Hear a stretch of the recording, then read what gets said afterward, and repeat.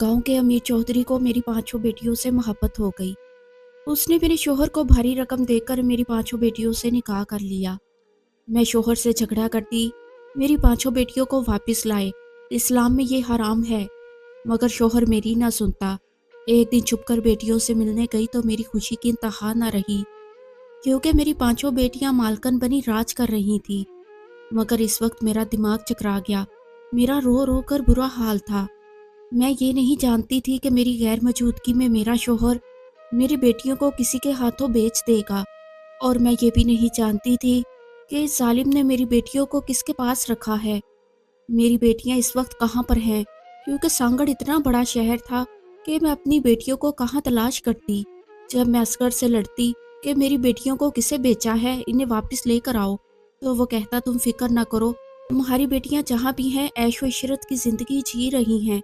और फिर मेरी इतनी पसली नहीं थी कि मैं इनका बोझ उठा सकूं। और कल कलां को इनकी शादी भी तो करनी थी। मुझे जो बेहतर लगा मैंने वो कर लिया। और अब तुम अपनी बक बंद करो और जाओ मेरे लिए ताज़ी रोटी बना कर लाओ। मैं आंसू पोंछते हुए उठी और रोटी पकाने लगी। मेरा दिल अपनी बेटियों की जुदाई में बहुत तड़प रहा था। मेरी ममता उन्हें अपने सीने से लगाने के लिए बेचैन थी। मेरा तो कुल सरमाया मेरी बेटियां ही थी। बेटा ना होने की वजह से असगर को बेटियों से बहुत डर था। अभी मैंने तवे से एक रोटी ही उतारी थी कि दरवाजे पे एक फकीरनी आई कि अल्लाह के नाम पर भूखी को कोई खाना खिला दे, अल्लाह तेरे दिल की हर इस मुराद को पूरा करे। मैंने जल्दी से 2 रोटियां ली और कटोरी में सालन डाला और फकीरनी को देने के लिए दरवाजे पर गई। ये फकीरनी अक्सर मेरे घर आया करती थी। मैंने उसे कभी खाली हाथ नहीं लौटाया था।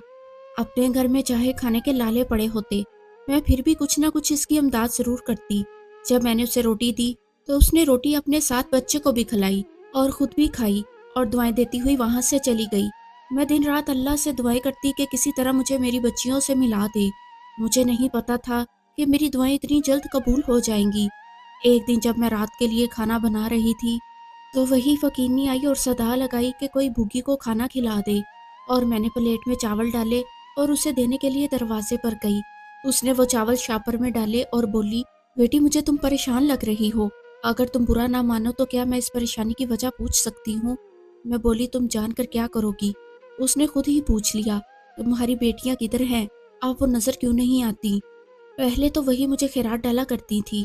इसके पूछने पर मैं ज़ारो कतार रोने लगी। मैं बोली, मैं तो खुद भी नहीं जानती मेरी बेटियां किधर हैं और किस हाल में हैं। और जो बात इस फकीरनी ने मुझे कही, मैं वो जानकर बहुत खुश हुई। वो कहने लगी, तुम परेशान क्यों होती हो?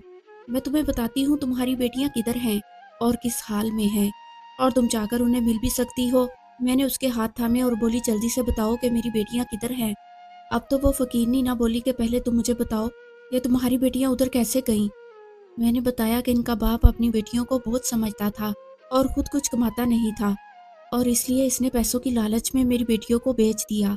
आप जल्दी से मुझे बताओ कि मेरी बेटियां किधर हैं और किस हाल में हैं। और वो फकीरनी बोली, तुम्हारी बेटियां साथ वाले गांव के चौधरी दिलावर की हवेली में हैं। चौधरी दिलावर बहुत नेक दिल इंसान है। एक दिन जब मैंने जाकर इनकी हवेली के सामने जाकर सदा लगाई तो अंदर से उन्होंने अपनी नुकरानियों को भेजा, जो मुझे अपने साथ हवेली के अंदर ले गईं, क्योंकि वहाँ खाने का टाइम था। सब लोग हवेली में खाना खा रहे थे। चौधरी दिलावर ने अपनी नुकरानियों से कहकर मुझे खाना दिलाया।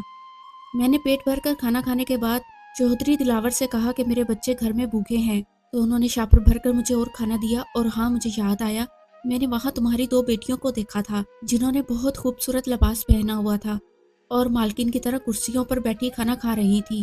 पहले तो मुझे ये नज़र का धोखा लगा, लेकिन जब मैंने दिमाग पर जोर दिया तो मुझे याद आया, मैंने तो इन्हें तुम्हारे घर देखा था। इसलिए आज मैंने तुम्हें तुम्हारी बेटियों के बारे में तुमसे पूछा। फिक्र न करो, तुम्हारी बेटियां वहाँ बहुत ऐशो इशरत से हैं। नौकर उनके आगे पीछे फिरते हैं। चौधरी दिलावर, जो कि पहले बहुत जालिम चौधरी था, इसने नाहक लोगों की बहुत सी जमीनें हड़प ली। जालिम चौधरी था, फिर पता नहीं क्या खुदा का करना हुआ कि इसकी बीवी की तबीयत अचानक खराब हो गई और वो कोमा में चली गई। इसके बाद चौधरी दिलावर एक रहमदिल इंसान बन गया है। तब से चौधरी दिलावर ने बुरे काम छोड़ दिए हैं। इसने लोगों की छीनी हुई जमीनें भी इन्हें वापस कर दी हैं। ये सब जानने के बाद मैंने सुख का सांस लिया, वरना मैं तो ये सोच सोच कर बहुत परेशान थी। ये पता नहीं मेरी बेटियों के साथ क्या सलूक हो रहा होगा और वो किस हाल में होंगी। वो फकीरनी सब बताने के बाद वहां से चली गई और मैं ये सोचने लगी कि मैं वहां कैसे जाऊंगी, کیونکہ اگر میں اپنے شوہر کو وہاں جانے کے بارے میں بتاتی تو وہ مجھے کبھی بھی جانے نہ دیتا۔ رات کو جب میرا شوہر گھر آیا تو میں نے اسے کہا میں کچھ دن کے لیے اپنے میکے جانا چاہتی ہوں۔ اصغر بولا پہلے تو تم نے کبھی میکے جانے کا نام نہیں لیا جب سے تمہاری ماں اس دنیا سے گئی ہے۔ میں نے کہا میں اپنی بیٹیوں کو یاد کر کے ہر وقت روتی رہتی ہوں اور پریشان رہتی ہوں۔ ادھر جاؤں گی تو میرا دل بھی بہل جائے گا، کچھ دن رہنے کے بعد واپس آ جاؤں گی۔ اصغر مان گیا، اس نے کرائے کے لیے مجھے کچھ پیسے تھمائے۔ میں نے جلدی سے کچھ کپڑے ساتھ لیے اور گھر سے نکل گئی۔ پوچھتی پوچھتی میں اس گاؤں تک پہنچی، مجھے چودھری دلاور کی حویلی کا پتہ نہیں تھا۔ میں نے ایک عورت سے پوچھا کہ چودھری دلاور کی حویلی کہاں ہے؟ وہ بڑی حیرت سے میری طرف دیکھنے لگی اور بولی تم کہاں سے آئی ہو اور چودھری دلاور کی حویلی کا کیوں پوچھ رہی ہو؟ میں نے اس سے یہ بات چھپائی کہ میں اپنی بیٹیوں کے لیے یہاں آئی ہوں۔ میں بولی کہ دنیا میں میرا کوئی آگے پیچھے نہیں ہے، سنا ہے چودھری دلاور بہت نیک دل انسان ہے، غریبوں کی بہت مدد کرتا ہے، بے سہاروں کو سہارا دیتا ہے، مہربانی کر کے آپ مجھے چودھری دلاور کی حویلی کا پتہ بتا دیں۔ اس عورت نے میرے ساتھ ایک بچہ بھیجا جو مجھے چودھری دلاور کی حویلی کے سامنے چھوڑ کر واپس چلا گیا۔ وہاں حویلی کم اور محل زیادہ لگ رہا تھا۔ میں حویلی کے سامنے کھڑی حویلی کو بہت حیرت سے دیکھ رہی تھی جو کہ بہت خوبصورت تھی۔ گیٹ پر دو بڑی بڑی مونچھوں اور بڑے بڑے بالوں والے گارڈ کھڑے تھے۔ ان میں سے ایک میرے قریب آ کر بولا ہاں بہن کیا چاہیے؟ کھڑی کیا ہو، کس سے ملنا ہے؟ اتنا پوچھنے پر ہی میرے تو پسینے چھوٹ کے میری ٹانگیں کانپ رہی تھی۔ میں کانپتی آواز میں بولی بھائی مجھے چودھری دلاور سے ملنا ہے۔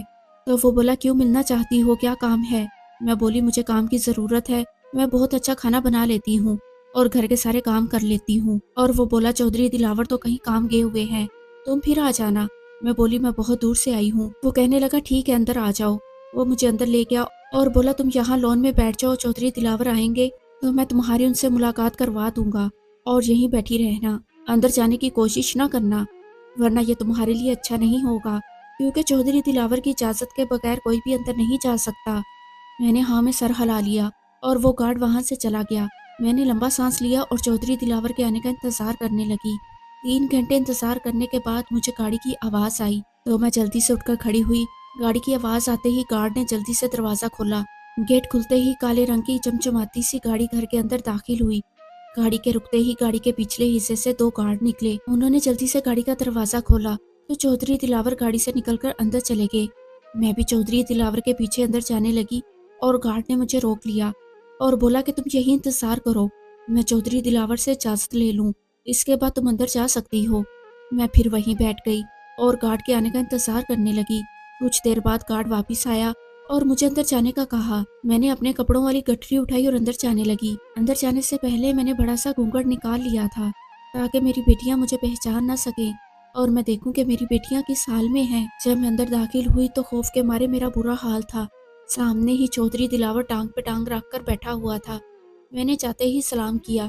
سلام کے جواب کے بعد چودھری دلاور بولا بی بی میں تمہاری کیا مدد کر سکتا ہوں؟ میں بولی چودھری صاحب میں بہت غریب ہوں اور مجھے کام کی تلاش ہے۔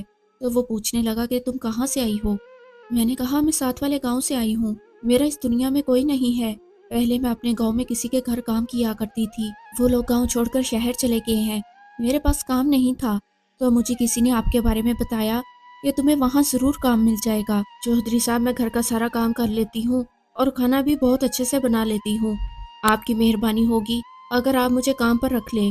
کچھ سوچنے کے بعد چودھری دلاور بولا میری حویلی میں پہلے ہی بہت ملازم ہیں، مجھے ملازم کی ضرورت نہیں ہے، یہ لو کچھ پیسے ہیں، یہ پیسے رکھ لو، تم میرے گارڈ کو اپنا پتہ بتا دو، تمہیں اتنی رقم ہر ماہ مل جایا کرے گی۔ میں بولی نہیں چودھری صاحب مجھے یہ خیرات نہیں چاہیے، آپ اگر مجھے کام پر رکھ لیں تو مجھے یہ پیسے قبول ہیں ورنہ میں یہ خیرات کے پیسے نہیں لے سکتی۔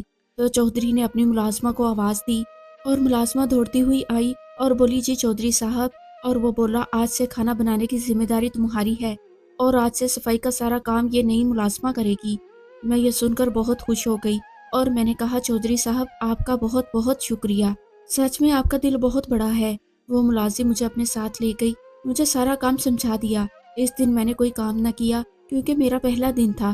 کام سمجھانے کے بعد ملازمہ نے مجھے میرا کوارٹر دکھایا، کیونکہ ملازمین کے رہنے کی جگہ تھی۔ کوارٹر میں ہر طرح کی سہولت موجود تھی جو چودھری دلاور کی نیک نیتی کا بولتا ہوا ثبوت تھا۔ اگلے دن فجر کی اذان پر رضیہ نے مجھے اٹھایا کیونکہ رضیہ اس حویلی کی پرانی ملازمہ تھی۔ میں نے اٹھنے کے بعد نماز فجر ادا کی اور اللہ کے سامنے گڑ گڑا کے دعا کی کہ وہ مجھے میری بیٹیوں سے ملا دے۔ اس کے بعد میں اپنے کام میں لگ گئی۔ تمام کمروں کی صفائی کرنے کے بعد جب میں آخری کمرے کی جانب گئی تو ایک دم مجھے پیچھے سے آواز آئی، اس کمرے میں مت جانا۔ میں بولی اس کمرے کی صفائی رہ گئی ہے، تو وہ بولی اس کمرے میں کسی کو بھی جانے کی اجازت نہیں ہے۔ میں بولی یہ کیوں؟ رضیہ بولی میں تمہیں یہ بتانے کی ضرورت نہیں سمجھتی، ابھی تم نئی نئی ہو، آہستہ آہستہ تمہیں سب پتہ چل جائے گا۔ نیچے جو صفائی رہ گئی ہے تم وہ کر لو اور آئندہ اس کمرے میں جانے کی غلطی مت کرنا۔ یہ چودھری دلاور کا حکم ہے کہ اس کمرے میں کسی کو نہ جانے دیا جائے۔ میں نے صفائی کرنے کے بعد رضیہ کے ساتھ ساتھ مل کر کھانا لگوایا۔ میری نظریں بار بار اپنی بیٹیوں کو ڈھونڈ رہی تھی کیونکہ کھانا لگ چکا تھا۔ میں نے گھونگھٹ ویسے ہی نکالا ہوا تھا۔ کچھ دیر بعد مجھے اپنی پانچوں بیٹیوں کی آواز سنائی دی، جنہوں نے کھانے کی ٹیبل پر آتے ہی چودھری دلاور کو سلام کیا۔ چودھری دلاور نے بہت ہی پیار بھرے انداز میں ان کو سلام کا جواب دیا اور بولا بیٹھو بیٹا، کھانا شروع کرو، ہم لوگ تمہارا انتظار کر رہے تھے۔ خاموشی سے گھر کے تمام افراد نے کھانا کھایا۔ کھانا کھانے کے بعد سب باری باری اٹھ کر جانے لگے۔ گھونگھٹ ہونے کی وجہ سے مجھے اپنی دو بیٹیوں کے پاؤں نظر آئے۔ جب ان کے پاؤں پر میری نظر پڑی تو میری ممتا تڑپ اٹھی۔ میں جا کر بھی ان سے پوچھ نہ سکی کہ تمہارے پاؤں کی یہ حالت کیسے ہوئی۔ ویسے تو چودھری بہت نیک دل بنتا پھرتا ہے، مجھے لگتا ہے کہ اس کی یہ نیک دلی دکھاوے کے لیے ہے، اصل میں تو یہ وہی ظالم چودھری ہے جو کہ پہلے کبھی ہوا کرتا تھا۔ تمام کام ختم کر کے جب میں اپنے کوارٹر میں گئی تو میں رضیہ سے بولی رضیہ میں تم سے ایک بات پوچھوں؟ تو وہ بولی ہاں پوچھو۔ وہ لڑکیاں کون ہیں جو کھانے کے ٹیبل پہ بیٹھی تھی؟ تو رضیہ بولی وہ چودھری صاحب کی بیٹیاں ہیں۔ میں بولی اگر وہ چودھری صاحب کی بیٹیاں ہیں تو ان کے پاؤں کی یہ حالت کیسے ہوئی؟ رضیہ بکھلا گئی اور بولی اچھا مجھے ابھی کچھ کام ہے، میں جا کر واپس آتی ہوں، تم سو جاؤ۔ میں کیسے سوتی، میں تو ایک ماں تھی اور ایک ماں اپنی اولاد کی یہ حالت دیکھ کر کیسے سو سکتی ہے؟ وہ ساری رات میں نے جاگ کر روتے ہوئے گزاری۔ اگلی صبح جب میں حویلی میں گئی تو میری پانچوں بیٹیاں صوفے پر بیٹھی ہوئی تھی اور آپس میں باتیں کر کے ہنس رہی تھی۔ ایسا لگ رہا تھا کہ جیسے وہ یہاں بہت خوش ہیں۔ اتنے میں چودھری دلاور آیا اور بولا تم یہاں کیا کر رہی ہو؟ چلو کمرے میں جاؤ، اور جو کام میں نے تمہیں بولا ہے اس میں سے ذرا بھی کوتاہی نہیں ہونی چاہیے۔ اور وہ تینوں اٹھی اور سیڑھیاں عبور کرتی ہوئی اس کمرے میں گئیں جس کمرے میں جانے کے لیے رضیہ نے مجھے منع کیا تھا۔ میں نے بھی ٹھان لی تھی کہ میں اس کمرے میں ضرور جاؤں گی اور معلوم کروں گی کہ آخر کیا راز ہے اور میری بیٹیوں کے پاؤں ایسے کیوں ہیں، کیوں انہیں اتنی زیادہ تکلیف دی جا رہی ہے۔ وہ صرف کھانا کھانے کے لیے ہی نیچے آتی اور اس کے بعد فوراً ہی اس کمرے میں چلی جاتی۔ یہ سلسلہ کافی روز تک چلتا رہا۔ میں کسی کو یہ بھی نہیں بتا سکتی تھی کہ میں ان کی ماں ہوں۔ کسی کو پتہ چل جاتا تو یہ بھی ممکن تھا کہ چودھری دلاور مجھے یہاں سے چلتا کر دیتا۔ میں نے فیصلہ کر لیا کہ میں کسی نہ کسی طرح اس کمرے میں ضرور جاؤں گی اور پتہ لگاؤں گی کہ آخر راز کیا ہے۔ اور ایک دن سب کمروں کو صاف کرنے کے بعد میں ہمت کر کے اس کمرے کی طرف آ گئی۔ اپنے ارد گرد کسی کے نہ ہونے کی تصدیق کی۔ جب مجھے یقین ہو گیا کہ میرے آس پاس کوئی بھی نہیں ہے تو میں نے ہمت کر کے دروازہ کھولا۔ دروازہ کھلتے ہی جو منظر میں نے دیکھا اسے دیکھتے ہی میرا کلیجہ منہ کو آ گیا۔ میں بیان نہیں کر سکتی کہ اس وقت میری حالت کیا تھی۔ اسی وقت میرے پیچھے سے آواز آئی تمہاری ہمت کیسے ہوئی اس کمرے تک آنے کی؟ میں نے جلدی سے دروازہ بند کر دیا۔ میں نے پیچھے مڑ کر دیکھا تو چودھری دلاور بہت غصے میں مجھ سے بولا کیا تمہیں کسی نے بتایا نہیں کہ اس کمرے میں کسی کو بھی جانے کی اجازت نہیں؟ میں گھبراتے ہوئے بولی جی بتایا تھا، میں نے سب کمروں کی صفائی کر دی تو میں نے سوچا اس کمرے کی بھی کر دوں۔ چودھری دلاور مجھے انگلی دکھاتے ہوئے بولا خبردار آج کے بعد اس کمرے کے پاس بھی نظر آئی تو مجھ سے برا کوئی نہیں ہوگا، آپ جاؤ یہاں سے اور جا کر اپنا کام کرو۔ میں روتے ہوئے وہاں سے چلی گئی۔ رضیہ جو یہ سب سن رہی تھی مجھے بولی میں نے تمہیں منع بھی کیا تھا کہ اس کمرے میں مت جانا کیونکہ وہاں کسی کو بھی جانے کی اجازت نہیں۔ چودھری صاحب نے اس غلطی پہ کئی ملازموں کو نکال دیا ہے، ہو سکتا ہے تمہیں بھی نوکری سے نکال دیا جائے کیونکہ چودھری صاحب کو بالکل بھی گوارا نہیں کہ کوئی اس کمرے کے آس پاس بھی بھٹکے۔ میں رضیہ سے بولی رضیہ خدا کے واسطے کچھ کرو، میرے پاس تو اور کوئی ٹھکانہ بھی نہیں کہ میں وہاں چلی جاؤں۔ رضیہ بولی میں کچھ نہیں کر سکتی، میں تو خود ایک ملازمہ ہوں، میری کیا اوقات۔ اتنے میں چودھری دلاور نیچے آیا تو میں اس کے پاؤں پڑ گئی۔ چودھری صاحب خدا کے واسطے مجھے معاف کر دیں، آج کے بعد کبھی ایسی غلطی نہیں کروں گی، مجھے بس نوکری سے نہ نکالے، میرا اور کوئی ٹھکانہ نہیں۔ چودھری بولا اچھا ٹھیک ہے جاؤ، جا کر اپنا کام کرو اور مجھے اب کبھی شکایت کا موقع نہیں ملنا چاہیے۔ اگلے دن حویلی کو رنگ برنگے پھولوں سے سجایا جا رہا تھا۔ رضیہ مجھ سے بولی سمینہ آج اچھی طرح گھر کی صفائی کر کے کچن میں آ جانا اور کھانا بنانے میں میری مدد کرنا کیونکہ آج زیادہ لوگوں کا کھانا بنانا ہے۔ میں نے ہاں میں سر ہلا دیا اور اپنے کام میں مصروف ہو گئی۔ صفائی کا کام ختم کرنے کے بعد میں رضیہ کا ہاتھ بٹانے کے لیے میں کچن میں چلی گئی۔ میں رضیہ سے بولی آج یہ اتنا اہتمام کیوں ہو رہا ہے؟ کیا کوئی آ رہا ہے؟ تو رضیہ بولی آج چودھری صاحب کے تمام بیٹے جو اعلیٰ تعلیم کے لیے مختلف ممالک میں گئے ہوئے تھے آج گھر لوٹ رہے ہیں۔ اسی خوشی میں حویلی کو سجایا جا رہا ہے اور چودھری صاحب نے حکم دیا ہے کہ کھانا بہت اچھا ہونا چاہیے کیونکہ ان کے بیٹے کافی عرصے کے بعد حویلی آ رہے ہیں، اس لیے چودھری صاحب چاہتے ہیں کسی چیز میں کوئی کمی نہیں ہونی چاہیے۔ اچھا اب تم جلدی جلدی ہاتھ چلاؤ اور اپنا یہ گھونگھٹ اتار دو، یہاں میرے علاوہ کون سا کوئی دوسرا ہے؟ میں نے اپنا گھونگھٹ اٹھایا تو رضیہ بولی تم سلاد بنا دو۔ میں نے سلاد بنانے کے بعد برتن صاف کیے۔ اتنی دیر میں گاڑی کے ہارن کی آواز سنائی دی اور رضیہ نے تازہ جوس کے ساتھ چیزیں ٹرے میں سجائی اور جلدی سے ڈرائنگ روم میں لے گئی جہاں چودھری دلاور اور ان کے بیٹے بیٹھے ہوئے تھے۔ ہمارے جاتے ہی چودھری دلاور کے بیٹوں نے ہمیں سلام کیا۔ ایسا لگ رہا تھا کہ چودھری دلاور نے ان کی بہت اچھی تربیت کی ہے، ان کی تربیت کا ہی اثر تھا، انہوں نے ملازم کو سلام کرنے میں پہل کی تھی۔ ان کا بڑا بیٹا بولا رضیہ بی بی جلدی سے کھانا لگا دیں، مجھے بہت زوروں کی بھوک لگی ہوئی ہے۔ رضیہ بولی جی چھوٹے چودھری صاحب ابھی لگاتی ہوں۔ میں نے اور رضیہ نے مل کر کھانا لگایا۔ چودھری دلاور اور ان کے بیٹے کھانا کھانے لگے۔ آج میری بیٹیاں کھانے کے ٹیبل پر موجود نہیں تھی، یہ بات مجھے پریشان کر رہی تھی۔ میں نے تہیہ کر لیا تھا کہ آج رات سب کے سونے کے بعد میں اس کمرے میں ضرور جاؤں گی، چاہے مجھے اس کے لیے نوکری ہی کیوں نہ چھوڑنی پڑے، اور میں ادھر آئی بھی تو اپنی بیٹیوں کے لیے ہی ہوں۔ جب سب نے کھانا کھا لیا تو چودھری دلاور کے بیٹوں نے کھانے کی بہت تعریف کی تو چودھری صاحب بولے رضیہ یہ کھانا کس نے بنایا ہے؟ تو رضیہ بولی چودھری صاحب یہ کھانا میں نے اور سمینہ نے بنایا ہے۔ چودھری دلاور بولے آج میں بہت خوش ہوں کیونکہ میرے بیٹے کامیابی کے بعد گھر لوٹے ہیں، اور پھر تم دونوں نے کھانا اتنا اچھا بنایا ہے، مانگو کیا مانگنا ہے؟ رضیہ بولی چودھری صاحب مجھے کچھ نہیں چاہیے، اللہ تعالیٰ کے بعد آپ کا دیا سب کچھ ہے میرے پاس۔ اس سے پہلے کہ چودھری دلاور مجھ سے پوچھتا ان کا بیٹا بولا بابا امی جان کیسی ہیں، ڈاکٹرز کیا کہتے ہیں؟ تو چودھری دلاور بولا مجھے امید ہے کہ تمہاری ماں بہت جلد ٹھیک ہو جائے گی کیونکہ وہ ایک دو دفعہ کوما سے باہر آئی ہے اور پھر کوما میں چلی جاتی ہے۔ ڈاکٹر نے امید تو دلوائی ہے کہ آنے والے دنوں میں نہیں تو مہینوں میں تمہاری ماں ٹھیک ہو جائے گی، اور پھر ان کا خیال بھی تو اتنے اچھے طریقے سے رکھا جا رہا ہے۔ ان کے بیٹے بولے ہم اپنی ماں کو دیکھنا چاہتے ہیں تو چودھری صاحب بولے چلو میرے ساتھ۔ اٹھ کے جانے لگے تو میں بولی چودھری صاحب مجھے آپ سے کچھ مانگنا ہے، مجھے امید ہے کہ آپ مجھے خالی ہاتھ نہیں لٹائیں گے۔ تو چودھری دلاور بولا ہاں بتاؤ کیا مانگنا چاہتی ہو؟ میں نے چودھری دلاور کے سامنے اپنی جھولی پھیلائی اور بولی چودھری صاحب میری جھولی میں میری بیٹیاں ڈال دیں۔ چودھری دلاور بولا کون سی بیٹیاں، تم کن بیٹیوں کی بات کر رہی ہو؟ وہ جو میرے شوہر اصغر نے آپ کو بیچی تھی اور اس کے بدلے آپ نے اسے بھاری رقم دی تھی۔ میں نے تو سنا تھا میری بیٹیاں یہاں بہت عیش و عشرت میں ہیں اور آپ ایک بہت نیک دل انسان ہیں، لیکن جب میں نے انہیں دیکھا میری ممتا یہ دیکھ کر تڑپ اٹھی۔ جب میں نے اپنی بیٹیوں کے پاؤں میں بڑے بڑے چھالے بنے ہوئے دیکھے جو پانی سے بھرے ہوئے تھے، پتہ نہیں آپ کون سا ظلم میری بیٹیوں پر ڈھا رہے ہیں، میں تو یہاں بس اپنی بیٹیوں کو دیکھنے کے لیے آئی تھی، پر اب میں اپنی بیٹیوں کو اپنے ساتھ واپس لیے بغیر نہیں جاؤں گی۔ چودھری دلاور خاموش رہا۔ چودھری دلاور کے بیٹے سوالیہ نظروں سے اپنے باپ کی طرف دیکھنے لگے۔ اتنی دیر میں میری بڑی بیٹی بھاگتی ہوئی سیڑھیوں سے نیچے آئی اور بولی چودھری صاحب جلدی آئیے، چودھرانی صاحبہ کو ہوش آ گیا ہے۔ یہ سن کر چودھری دلاور بہت خوش ہوا۔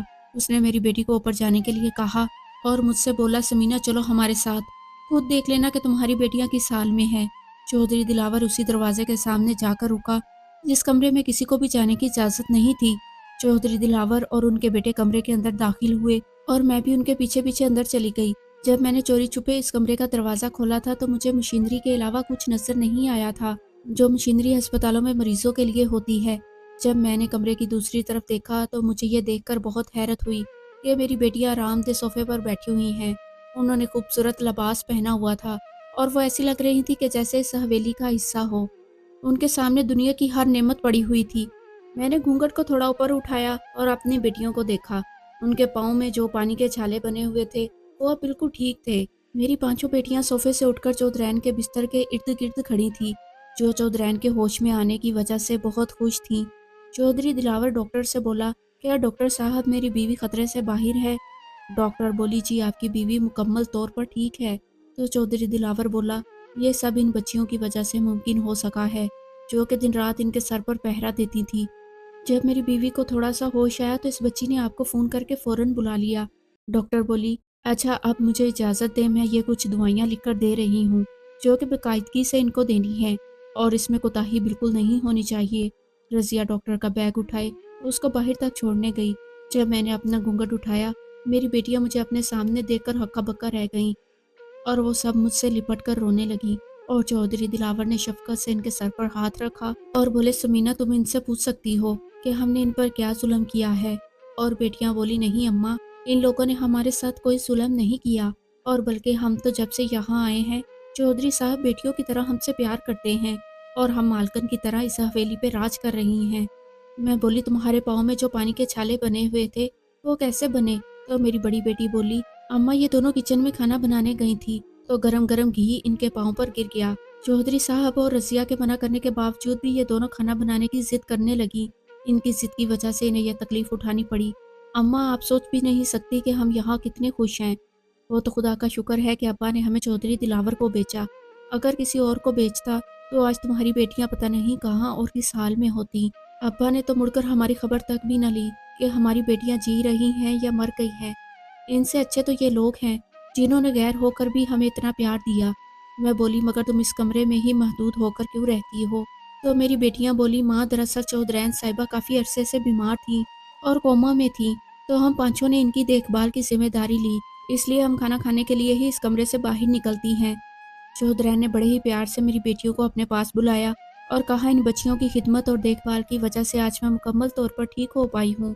انہوں نے بیٹیوں کی طرح ایک ماں سمجھ کر میری خدمت کی ہے۔